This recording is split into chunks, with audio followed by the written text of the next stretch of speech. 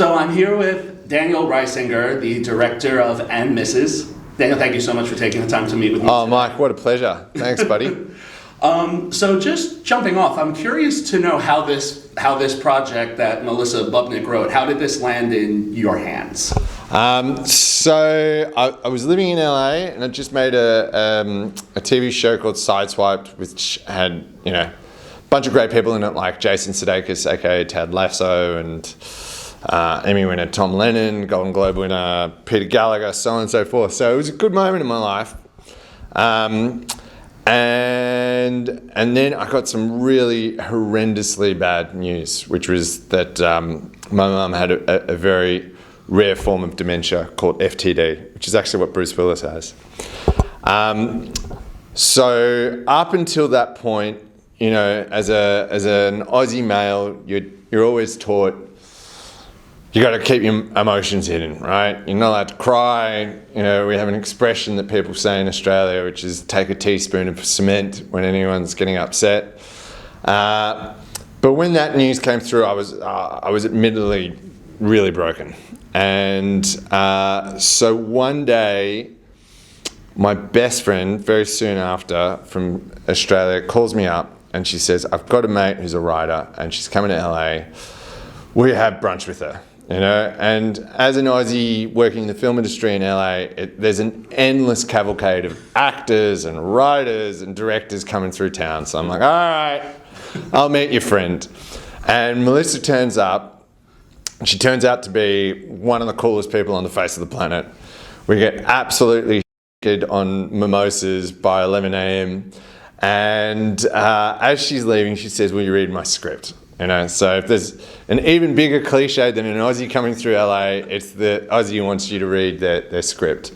And that night, I was in bed and I thought, I'll read the first 5 pages, and I read it and it was, pretty standard fare rom-com. And then in the 5th minute, the groom-to-be dies. Mm-hmm. And I was absolutely blindsided by it. And I turned to my wife, I was like, you're not going to believe what I just read. And I sat there and instead of going to sleep, which I really should have been doing because I had a 6-month-old kid at the time, I powered through the script. I finished it that night and the next day I asked Melissa, hey, will you have brunch with me? And so we got together again and I said, look, I love your script. I want to direct it. I want to help you produce it. I think you've made something incredibly special here. It's made me laugh my ass off and cry my guts out. And she said, well, that's so nice of you to say.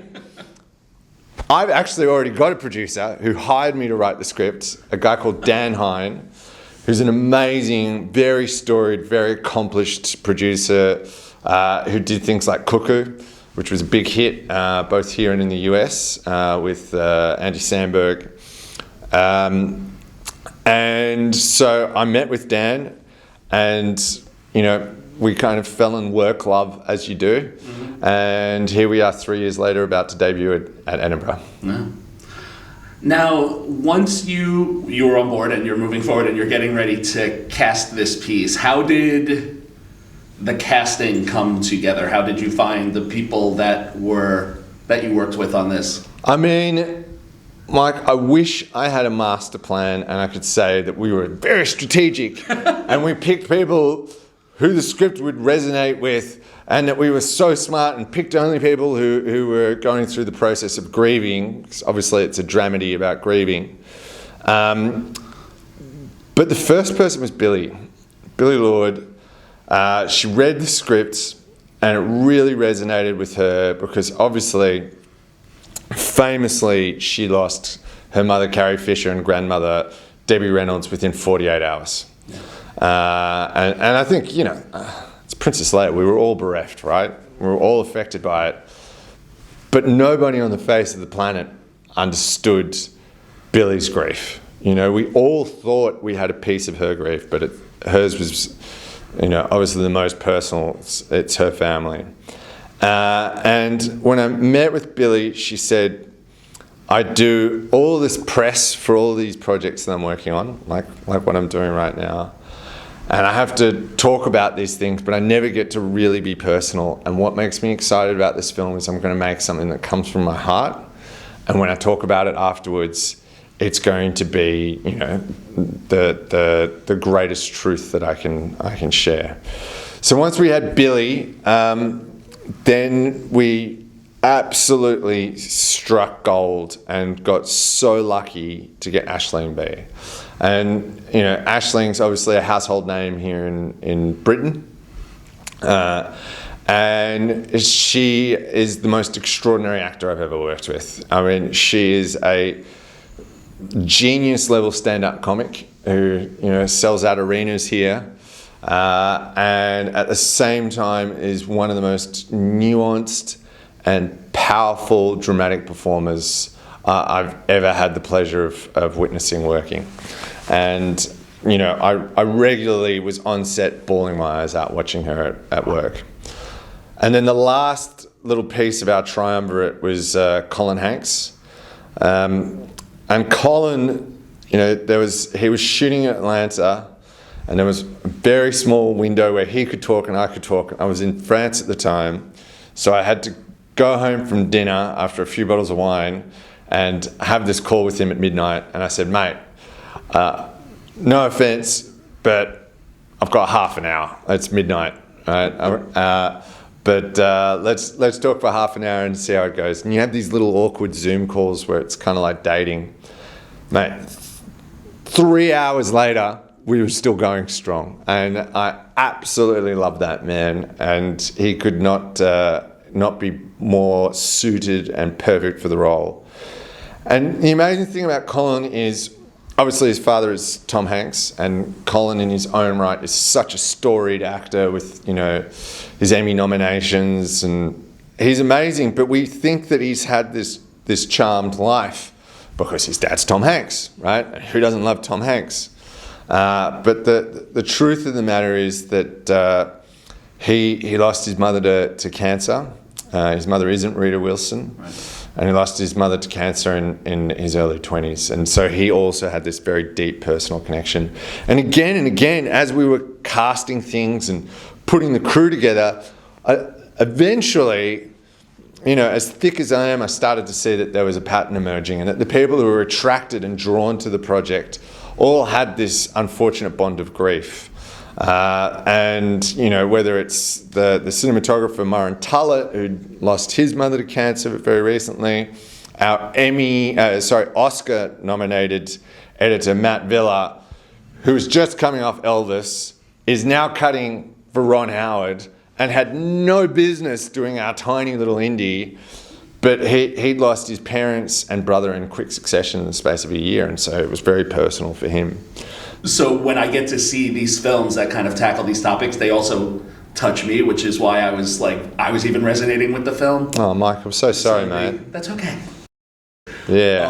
I mean, that sucks. But it does. But arts are therapeutic, and I think that was very clearly seen from the way this film came together.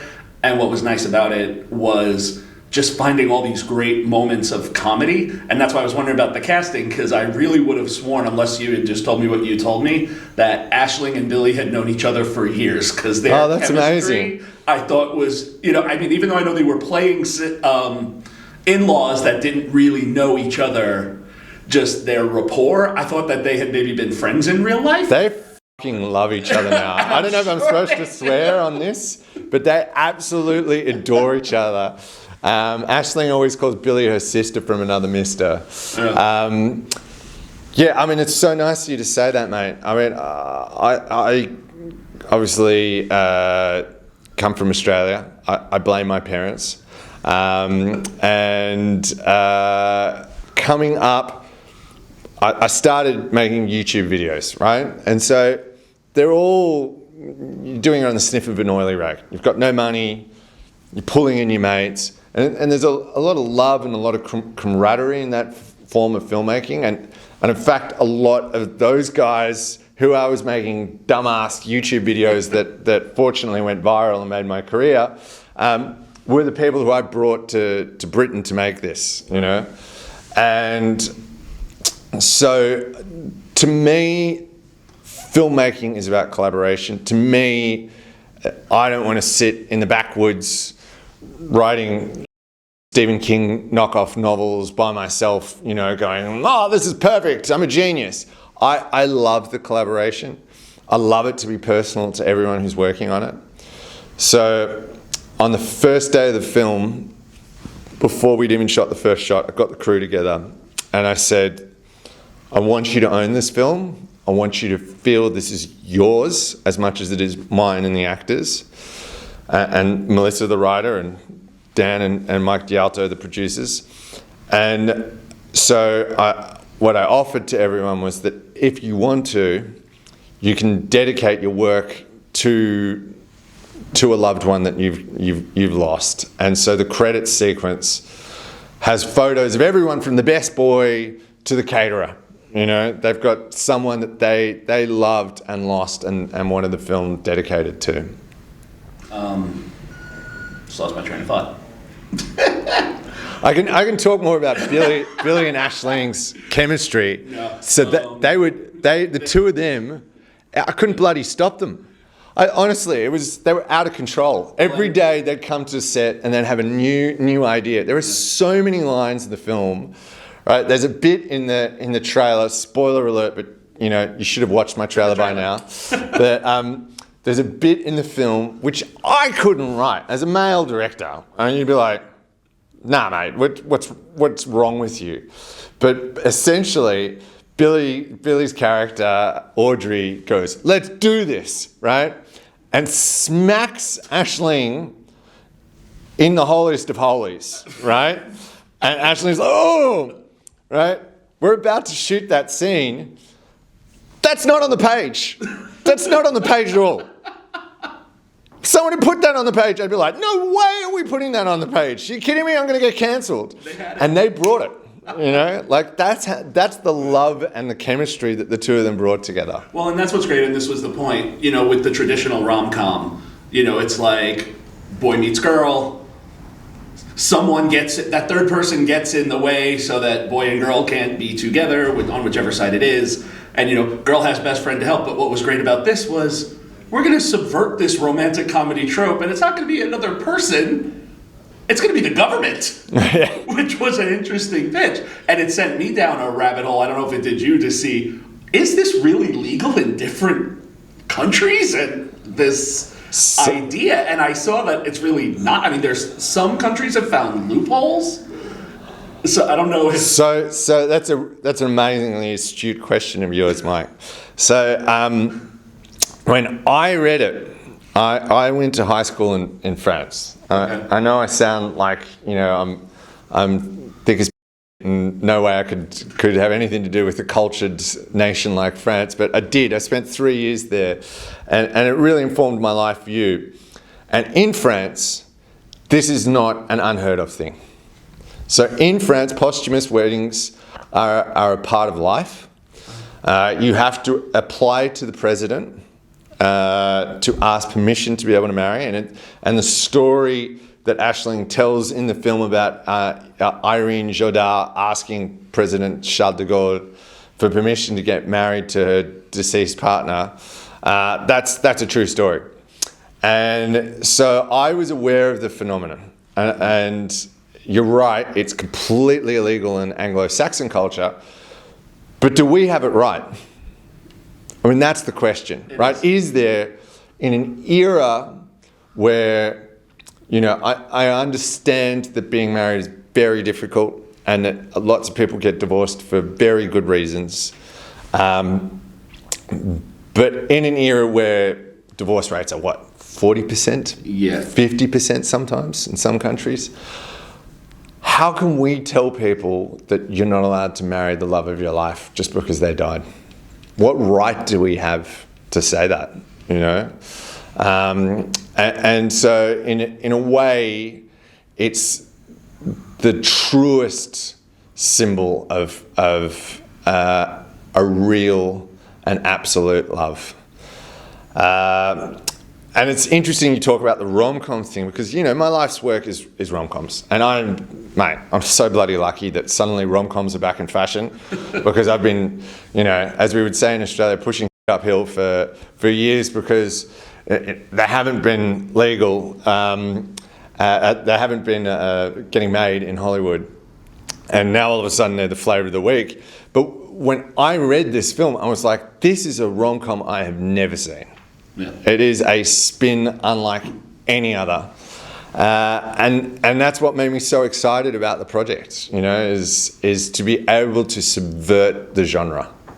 And so in closing, what are you hoping people take away from this when they, because this is more than just a rom-com, this is a thought-provoking rom-com, so what is it that you want them to walk out with? What I want people to walk out with is two things.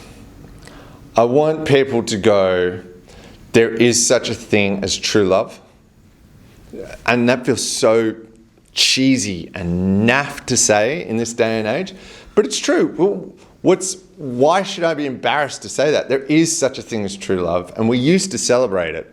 And this film is a celebration of that. So for people who aren't bereaved, hopefully they connect with it on that level, because all of us want to be truly loved. You know, Victor Hugo famously said, the greatest joy in life is the conviction that we are loved. So that's point one. Point two, if you've gone through grief, I hope this film says to you, grief really sucks. It really, really sucks, and it's awful, but unfortunately it's a part of life. And hopefully this film puts its arm around your shoulder and helps you laugh through the tears and makes you feel a little bit better about it, you know. And if we've done that, then I'm, you know, happy as. Right. Well, Daniel, enjoy the festival. Thank you so much, and best of luck with the film on its journey. Thank you so much. Lovely to meet you.